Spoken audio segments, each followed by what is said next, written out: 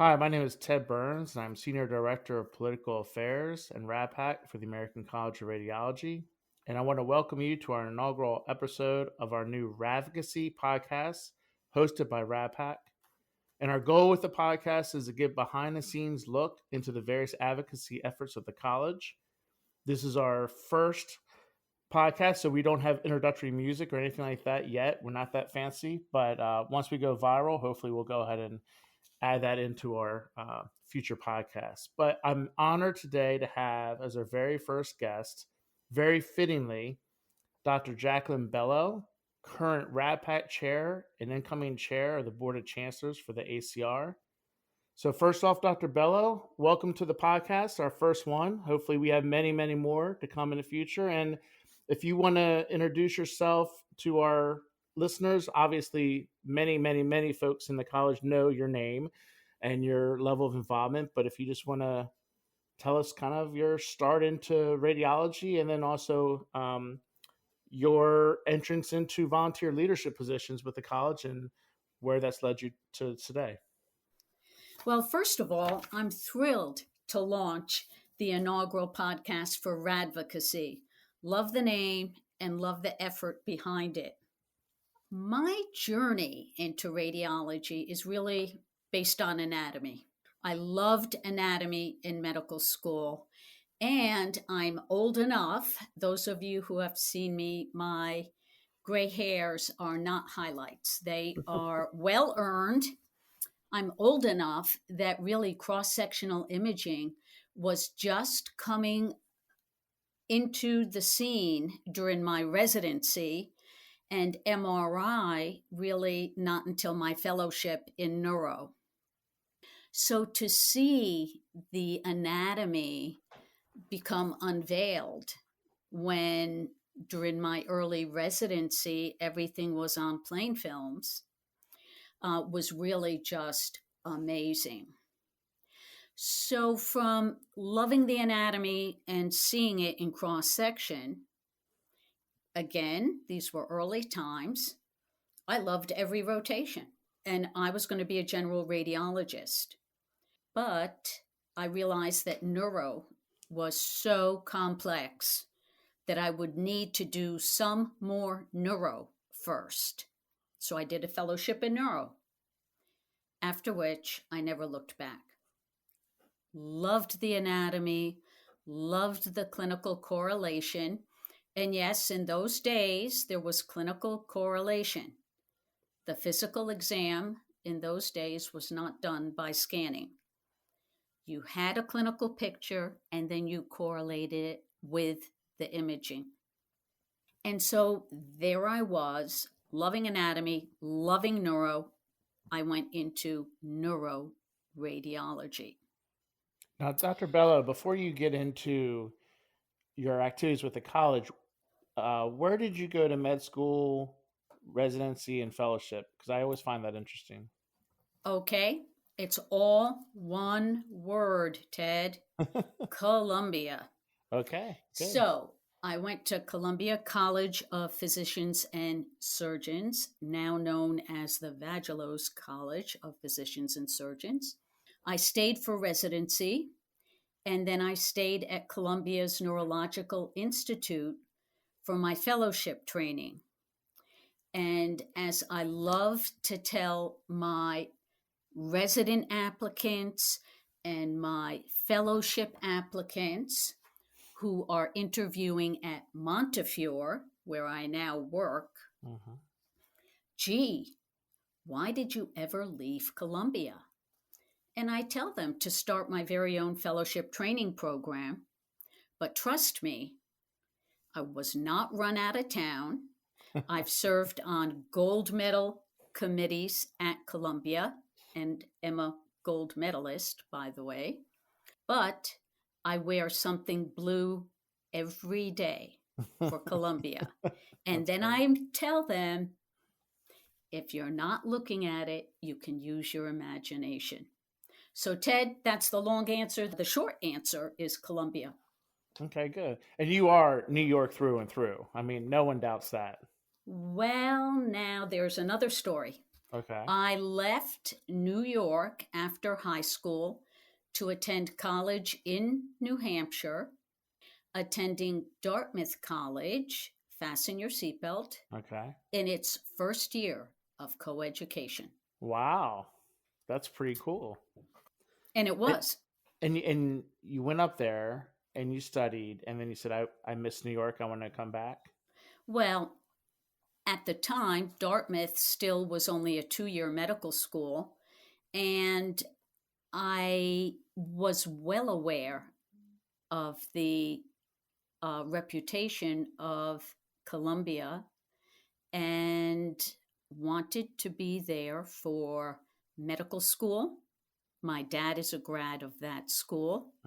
Okay. And I stayed forever, residency, fellowship, and 5 years as faculty.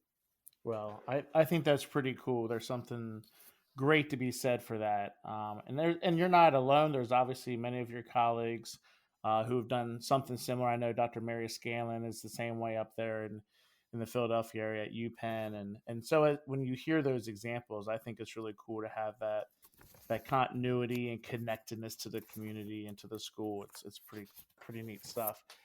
So then talk about, you go through your training, you get into practice, and then how did you start getting involved with the college, the American College of Radiology, from a volunteer perspective? And then obviously you've gone down pretty much a lot of the roads that you can go down because you're just a great volunteer leader. But how did you first get involved, and then how did you start making decisions on, oh, I kind of want to pursue this, I want to pursue that? Kind of walk us through that journey. Sure. Before I do, though, I'm going to finish the Columbia story. Oh, When sure, of I course. interviewed at Columbia, I was interviewed. Now, mind you, I had been to Dartmouth in the first year of coeducation. I was interviewed by a male physician, a urologist, and he said to me, "Tell me, Miss Bello, why should Columbia be interested in you?" And I said, "Well, there are two reasons." Purposely not bringing up the fact that my father was an alum. Okay. I said, "First of all, I was born here," which I was. I said, "And secondly, I'm the only one out of 7 children who was delivered by a medical student. Oh, So I know wow. you do a good job." And you've turned out pretty good, right? So, hey. I think so. And I tell every time I'm addressing medical students, I say, "Please promise me one thing: when you're on OB, you'll really pay attention because I was delivered by one of you." I was the second child, so I came out, so to speak, 8 minutes after mom got to the hospital. Needless Wow. to say, her private attending hadn't gotten there yet. Wow. That's a pretty cool story. That's a very cool story. So go ahead. Going to the college, talk about that. Talk about your leadership Sure. journeys. Well, it became a leadership journey after being a membership journey. And I was so impressed having attended. This wasn't by design, or I wasn't tuned in to what was really going on, but I attended the very last ACR meeting to be held elsewhere other than Washington, D.C. So that's when they used to rotate it, right? That's right. Yeah.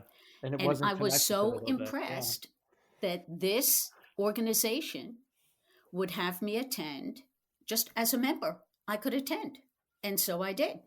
And I really saw, obviously, what we're known for, a part of medicine that I think schools are doing better at today and residency programs are doing better at today. And I know that the AMA refers to it as health system science, Mhm.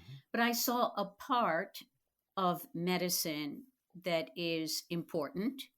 And it's important not only for medicine, but it's important for our patients. And I became addicted. I wanted to make a difference. And at the same time, my husband to be was becoming increasingly more involved at the AMA. So he's a neurosurgeon. And as a neuroradiologist, I've always loved the fact that we tell neurosurgeons where to go and we tell them what to do when they get there. But that's But not like I, at home, right? no, no, no, no, no. But Ted, just remember, don't bite the hand that feeds you. I know. Left alone, it would be cold cereal and tuna out of the can for my husband. But seriously, he was making inroads at the AMA, which was the powerhouse for economics and advocacy for Mhm. the bigger house of medicine. And I saw this same opportunity playing out for my very own profession, radiology. Not that we weren't also part of the bigger picture, but this was radiology centric for the issues that not only affect us, but again, our patients and how they get to us. That's it's interesting too because you kind of hear the discussion internally that folks have, within themselves, and then kind of externally with their colleagues. We want to get involved with the AMA. We want to get involved with our specialty society. We want to get involved with our subspecialty societies. Obviously, you're very involved with that as well. And you only have so much time in your day. There's only so much bandwidth, and it's always curious to me how people kind of make that identification of one versus another or two of three. To do everything is really almost impossible because of your clinical schedule and life, by the way, too. We tend to forget in our DC office that all of our volunteer leaders have families and they've got interests outside of work and outside of volunteering, and so I always wonder how people arrive to that decision, because it's a tough decision, right? You want to AMA is kind of like the established thing, and presence within the AMA is critically important from the representation perspective. And then also, your own specialty society, you obviously feel a little bit more connected to that. And then, obviously even more so with the subspecialty. So how when you're doing that, you're watching your fiance husband going into the AMA track. And how did you decide, I wanted, because you're involved with AMA as well, I believe. So kind of how do you pick and choose? And is it a timing thing? Is it kind of where you are in your career at a particular time? How does that all work? Or how did that work for you? Sure. So it worked for me in a very natural way. To begin with, I waited until he was completely done with his positions at the AMA before I actually ran for a council at the AMA. I would attend the meetings. I would, again, be an easy sell on how interesting the policy discussions were. Mm-hmm. But I, again, just like my Columbia interview, was not there to ride on someone else's coattails. So after he served as chair of a council and then 8 years on the board, and then as AMA president, and then immediate past president, the second he was done, I started my engine and ran for the Council on Medical Education. And again, that's something that came very natural to me, because the reason I had left Columbia to go to Montefiore was to start my very own fellowship training program. And so that was a natural segue. And at the same time, I was representing my specialty society, the ASNR, as a member of the House of Delegates. So that was a no brainer, Ted, Mm-hmm. because I could kill two birds with one Yeah, stone yeah. with one meeting. Very efficient. Now, when you come to the work life discussion and you hear me purposely and purposefully avoid the word balance, because there is no such thing, I prefer to think of it as work and life synergy. There are Okay. times in my life where, for a week at a time, it's going to be all work. all work. This is coming up. This deadline's coming up. This meeting's coming up. I'm responsible for chairing this, whatever big presentation in a symposium. It's going to be work. And for another week at a time, maybe, it's going to be life and family. Whether it is, again, one of 7 children, one of my sibs, my husband, my parents, who I'm still blessed to have at the age of 96. Then attention turns to life. Now, when it comes to kids, I cheated. And I always come clean with medical students when they say, how did you manage? I know you've got 3 sons. I know you have 7 grandchildren. How did you ever manage? And the answer always is, I'll come clean. I cheated. My husband had my children for me. When I married my husband, I inherited his 3 sons. So I don't pretend it's easy for women who have their own. That said, having lived through their having the grandchildren, Yeah. which in many ways was closer to the age range of what my colleagues were living themselves, it became again synergy. I would go to a meeting a day late because one of the daughters in law, the one with 3 kids, needed help while her husband, also a physician, she's a physician, he's a physician, Jeez. was out of town at a national meeting, and it was the nanny's day off. So why wouldn't I fill in for the nanny, right? Yeah. And it's just a question of prioritizing. And you just have to know when that limit is there, you have to know when to say no. Yeah, it's a hard word to say. It's hard, and that fork in my road presented itself to me not long ago.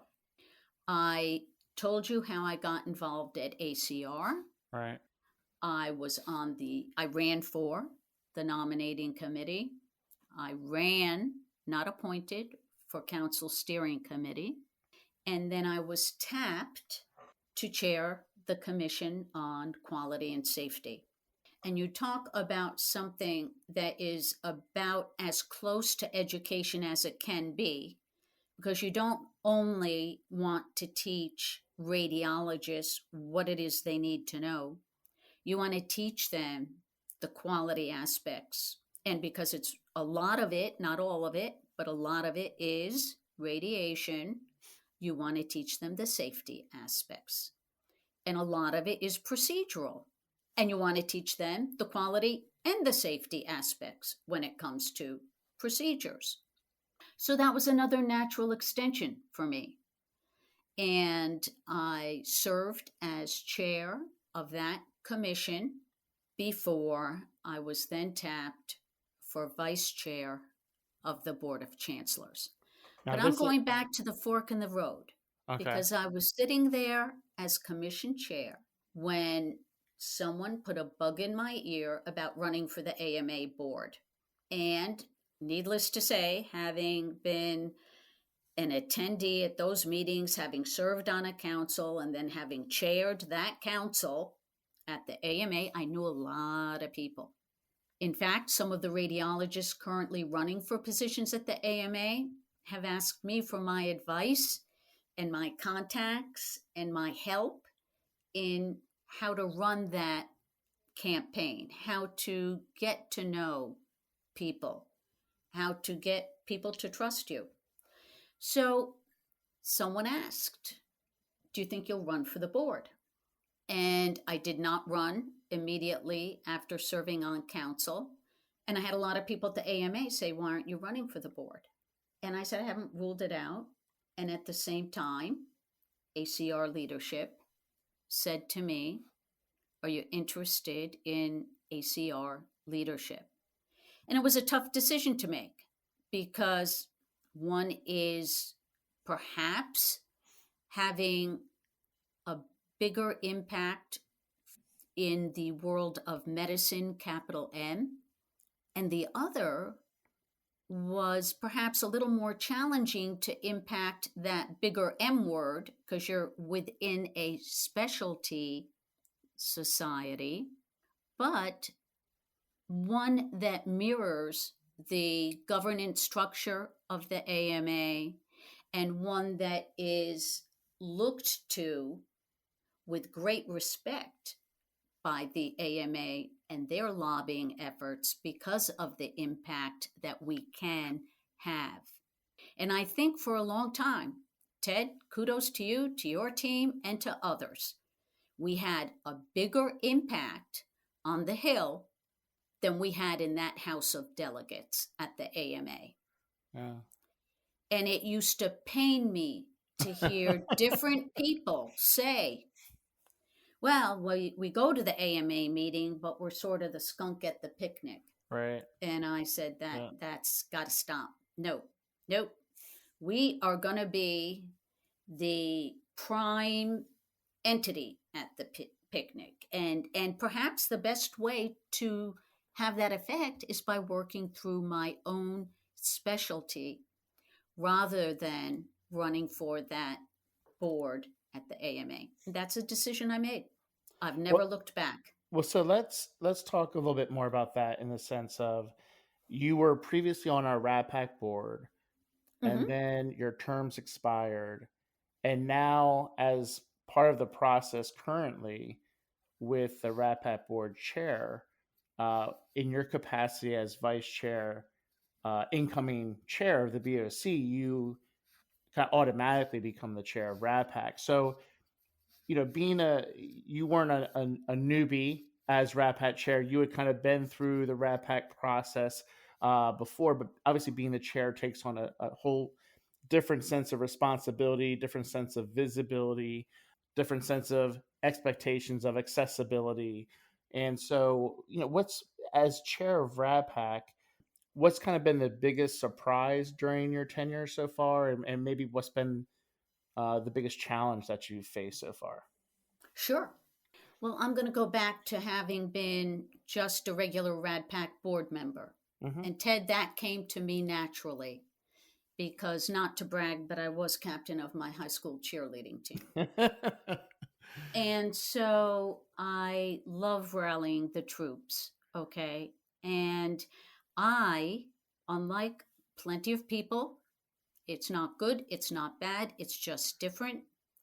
I have no problem asking people for money. I was As going to long fill as in. it's I was not going to. I was going to fill in that sentence. I knew exactly that you were going to say you have no problem asking for money because I know you have no problem asking for money, right. which makes you such a great board member, and you're a rarity. But go ahead. I'm sorry. But no, it's because of how that sentence is finished. As long as it's not for me. Okay. Okay?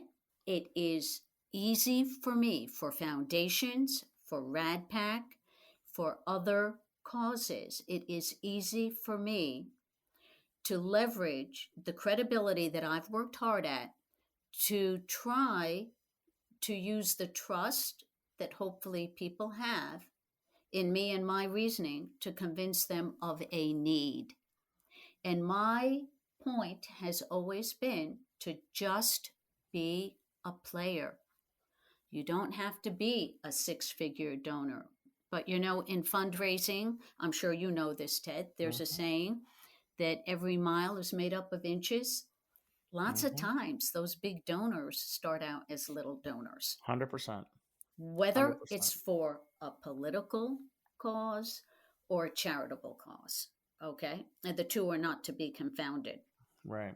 I'll give you really quickly an example we had during our annual meeting. I tell the story a lot when I do presentations to chapters and different conferences.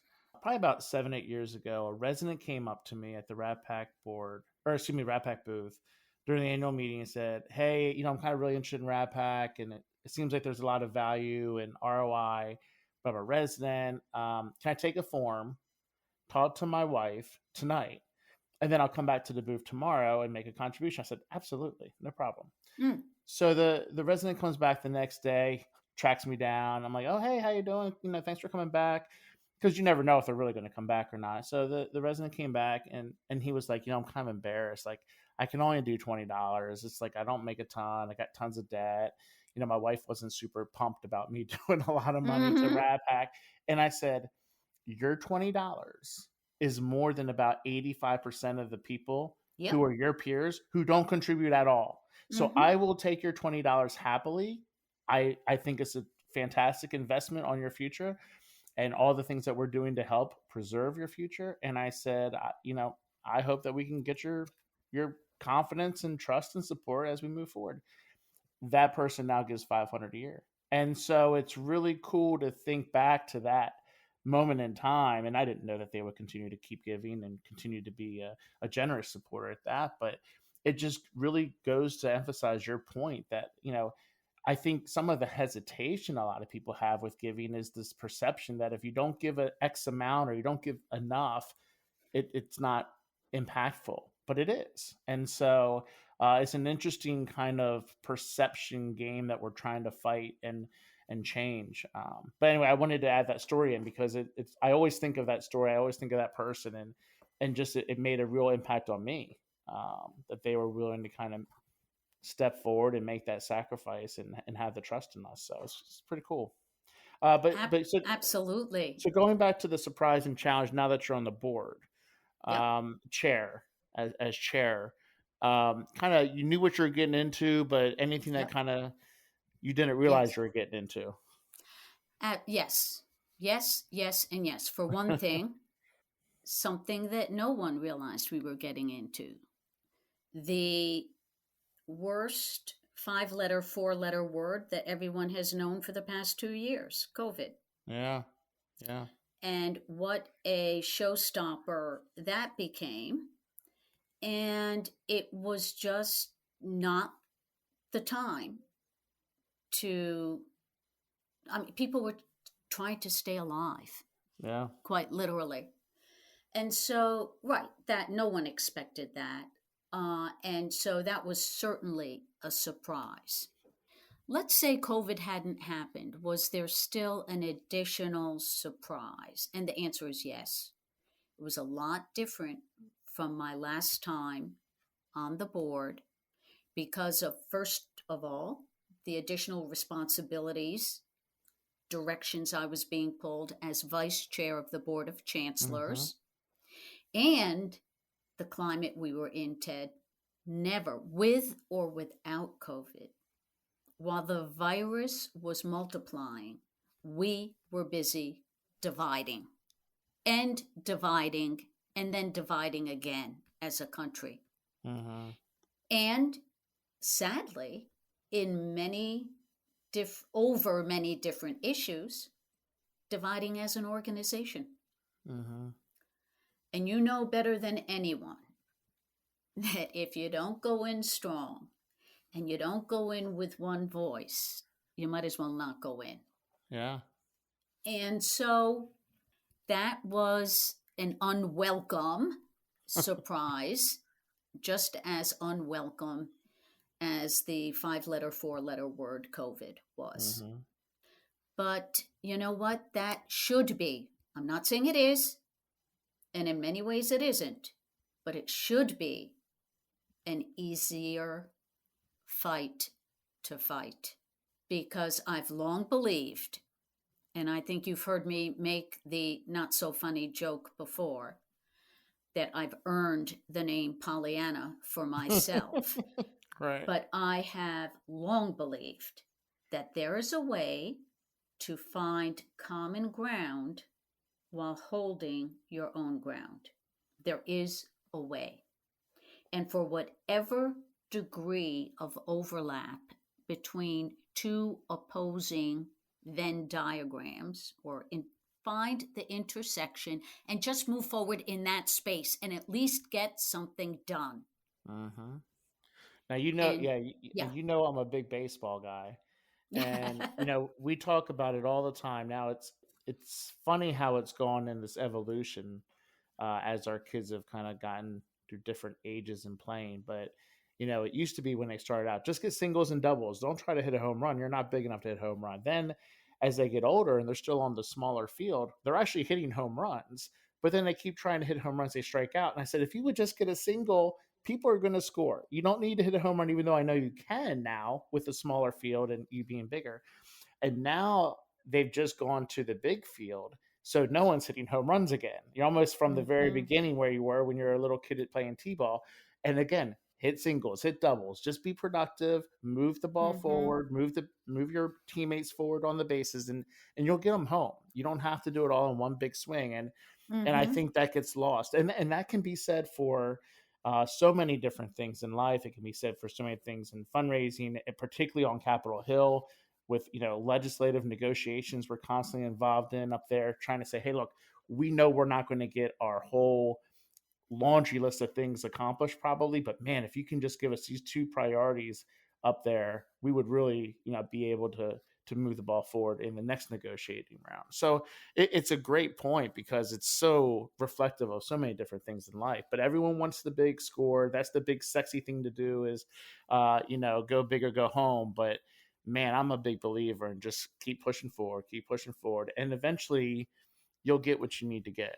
But I think that's kind of lost in our society now. But that's just my random Well, it's not tangent. so random, and it's echoing what you said earlier about the $20 contribution, Well, Ted. that's true. Yeah, You no, that's know, true. No, that's true. just it's just a rewind of that, really. And I'm glad to revisit that story for a moment because while I know it wasn't your intention, if after this podcast you share Mm-hmm. with me the identity of that person, I'm going to make it my personal challenge to get them up to, a number. Maybe suggesting a match would even do that. Why Yeah, not? we'll have to do that offline. But yeah, that's Right, something we'll explore. absolutely.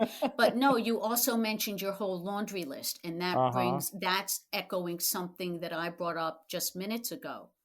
Yeah, while you're mentioning your laundry list, you don't need to bring up dirty laundry and Yeah. you don't need to hold grudges. And that was another surprise, Ted, that came to me as RADPAC chair this year. After a incident on Capitol Hill now Yeah. over a year ago, Yeah.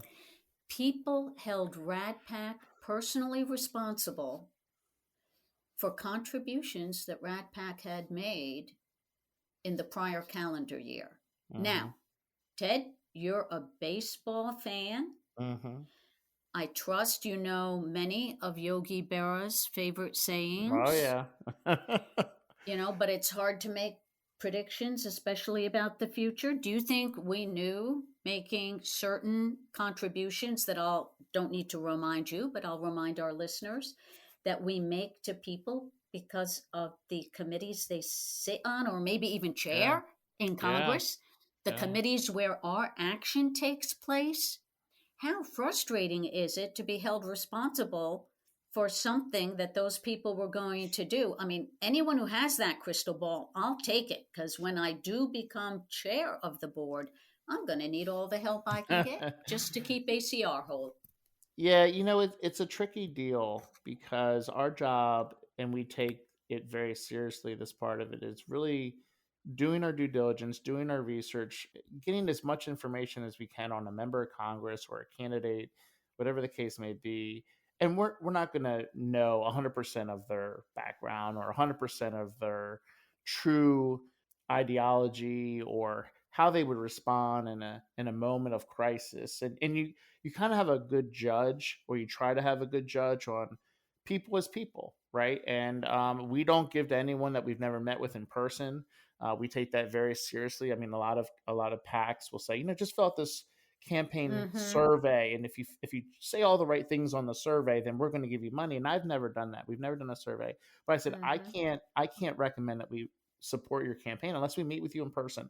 I want to see your Mm-hmm. body language. I want to see your nonverbal communication. I want to, if I ask you a tough question, I want to kind of see, do you squirm or not, and all those types of things. And it's interesting because people that we probably would have guessed would react one way surprised us, and people we thought would act another way as a result of that attack on January 6th acted the other way. And you Mm-hmm. thought you kind of knew people pretty well, and it's not really until go through those types of levels of crisis that's Mm-hmm. pretty highly visible and pretty intense, you really don't get to fully be able to judge someone, right? And so then we're like, wow, we had no idea, and there's no way anyone would have any idea that so and so would react such and such.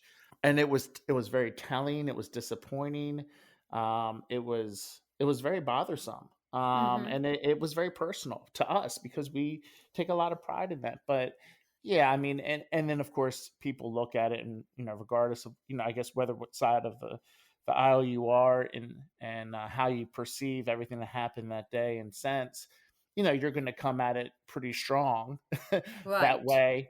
Right. And it's just really difficult. And even to this day, we still field questions about it. I I'm feel like sure. people have gotten a better understanding of our process. I feel like we try to really hyper communicate our reasoning behind some of the things we did and the members that we supported and some of the controversial members. And you're not going to be able to get that message out to everyone, but I think people realize that at our core we were trying to do what was best for radiology, that there's no personal bias, there's no personal agenda by any of our staff or by our organization. We are looking at it strictly from a kind of black and white radiology lens.